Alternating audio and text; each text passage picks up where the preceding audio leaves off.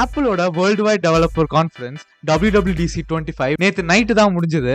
அதுல அவங்களோட எல்லா மேஜர் ஓஎஸ்க்கும் ஒரு நியூ வெர்ஷன் அவங்க அனௌன்ஸ் பண்ணியிருந்தாங்க. அது மட்டும் இல்லாம அவங்களோட எல்லா ஓஎஸ்க்கும் ஒரு புது டிசைன் லாங்குவேஜை கொண்டு வராங்க. அந்த டிசைன் லாங்குவேஜுக்கு பேரு தான் லிக்விட் கிளாஸ். இந்த வீடியோல லிக்விட் கிளாஸ்னா என்னது, லிக்விட் கிளாஸ்னால என்ன நல்லது இருக்குது, என்ன கெட்டது இருக்குது, எதனால நிறைய பேர் இதை ஹைப் பண்றாங்க, சில பேர் அதை கிரிட்டிசைஸ் பண்றாங்க, அந்த மாதிரி விஷயத்த நம்ம பார்க்க போறோம். முதல் விஷயம், ஆப்பிள் இந்த வருஷம் அவங்க வச்சிருக்க எல்லா ஓஎஸ்க்குமே நேமை சிங்க்ரனைஸ் பண்ணியிருக்காங்க. ஃபார் எக்ஸாம்பிள் iOS 18க்கு அப்புறம் இப்போ இருக்கிறது 19 கிடையாது 26. அதே மாதிரி macOS 16 கிடையாது 26. visionOS watchOS 8 கிடையாது watchOS 26. அதுக்கு அவங்க கொடுக்குற எக்ஸ்பிளனேஷன் என்னன்னா, அடுத்த வருஷம் 2026க்கான OS தான் இது. அதனால நம்ம எல்லா ஓஎஸையுமே 26ங்கிற மாதிரி முடிச்சிட்டோம்னா கன்ஃபியூஷன் இருக்காதுங்கிற மாதிரி சொல்றாங்க. ஆனா என்ன கேட்டீங்கன்னா, ரிலீஸ் ஆகிற வருஷத்தை விட்டுட்டு அதுக்கு அடுத்த வருஷத்தோட நேமை வச்சு இன்னும் தான் கன்ஃபியூஸ் பண்ண மாதிரி எனக்கு தோணுது. iOS பொறுத்த வரைக்கும் ஐபோன் யூஸ் பண்ற எல்லாத்துக்குமே இந்த அப்டேட் வந்துடும். iOS 26 பொறுத்த வரைக்கும் மேஜர் சேஞ்சுங்கிறது இந்த விஷுவல் லாங்குவேஜ் மட்டும்தான். இந்த விஷுவல் லாங்குவேஜ் பார்க்க ஒரு கிளாஸ் மாதிரி இருக்குது. கிளாஸ் மாதிரி மட்டும் இல்லாம நம்ம ஏதாவது பட்டன் அமுக்கும் போதோ மூவ் பண்ணும் போதோ இது மார்ஃப் ஆகுது லிக்விட் மாதிரி. அதனால தான் லிக்விட் கிளாஸ்னு வச்சிருக்காங்க.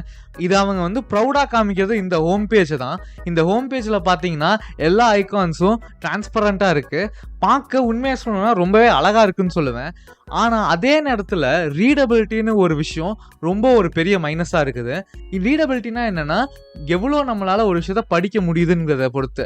இது வரைக்கும் இருக்கிற எல்லா ஓஎஸும், ஆண்ட்ராய்டும் சரி ஆப்பிளோட எந்த ஓஎஸா இருந்தாலும் சரி, பேக்ரவுண்ட் எப்பவுமே ஒரு கான்ஸ்டன்ட் கலர்ல இருக்கும். அப்பனா தான் கான்ட்ராஸ்ட் இருக்கும், படிக்க ரொம்ப ஈஸியா இருக்கும்னு. ஆனா இப்ப என்ன ஆகுதுன்னா, இந்த மாதிரி நேரங்கள்ல நிறைய மோஷன்ஸ் பேக் சைட்ல இருந்துச்சுன்னா இந்த கிளாஸ் ரொம்ப டிஸ்ட்ராக்டிங்கா இருக்குது. படிக்கிறது கொஞ்சம் கஷ்டமாகவும் இருக்குது. சில நேரங்கள்ல இந்த லிக்விட் கிளாஸ் பார்க்க ரொம்ப இம்ப்ரெசிவா இருந்தாலும் இந்த மாதிரி பிரச்சனை வர்றதுனால இது ஒரு நல்ல விஷயமா கெட்ட விஷயமானு கம்ப்ளீட்டா என்னால் சொல்ல முடியல. இது மட்டும் இல்லாம iOSல சில சின்ன சின்ன புது விஷயங்களை கொண்டு வந்திருக்காங்க. அது ஆண்ட்ராய்ட்ல இருக்க சர்க்கிள் டு சர்ச் மாதிரி ஒரு விஷயத்த ஆப்பிள் இன்டெலிஜென்ஸ் கொண்டு வந்திருக்காங்க. உண்மையா சொல்லணும்னா இது கைண்ட் ஆஃப் லாங் ஓவர்டியூ தான். இவங்க இவ்வளோ லேட்டா கொண்டு வரதே எனக்கு என்னன்னு புரியல.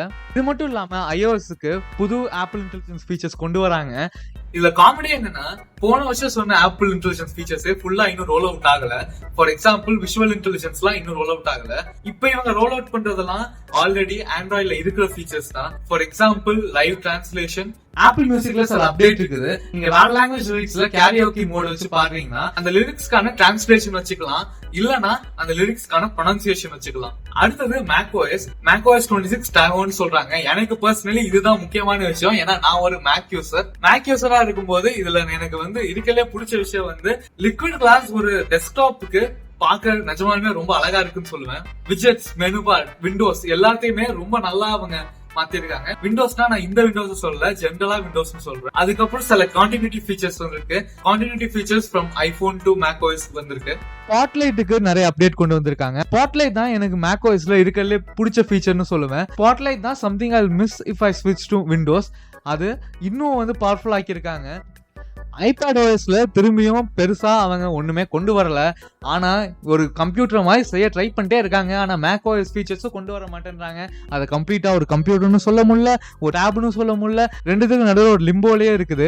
ஒரு லேப்டாப் கம்ப்யூட்டர் அளவுக்கு பவர்ஃபுல்லான ஹார்ட்வேர் இருந்தாலும் அதுல கம்ப்யூட்டர்ல யூஸ் பண்ற மாதிரி ஆப் யூஸ் பண்ண முடியாது. ஆனா இப்ப கம்ப்யூட்டர்ல யூஸ் பண்ற மாதிரி அட்லீஸ்ட் மல்டி டாஸ்காவது பண்ண முடியும். watchOSலயும் ரொம்ப மைனரான அப்டேட்ஸ் தான். லிக்விட் கிளாஸ் விஷுவல் லாங்குவேஜ் கொண்டு வந்திருக்காங்க. இப்ப நம்ம இந்த லிக்விட் கிளாஸ் பத்தி பேசலாம். லிக்விட் கிளாஸ் பொறுத்த வரைக்கும் கிளாஸ் யூஐங்கிறது ஒன்னும் புதுசு கிடையாது. விண்டோஸ் விஸ்டா காலத்துல கிளாஸ் யூஐன்னு ஒன்னு இருக்குது. விண்டோஸ் ஏரோன்னு சொல்லுவாங்க. ஆனா இது என்ன புதுசுனா, இந்த லிக்விட் கிளாஸ்ங்கிறது தான். இது லிக்விட்ங்கிறதுனால இது டிராக் பண்ணும் போதோ டேப் பண்ணும் போதோ மார்ஃப் ஆகுது. அது பார்க்க ரொம்பவே அழகா இருக்கு. ஆப்பிளோட அந்த அழுத்தத்தோட இவங்க அதை செய்யறாங்க.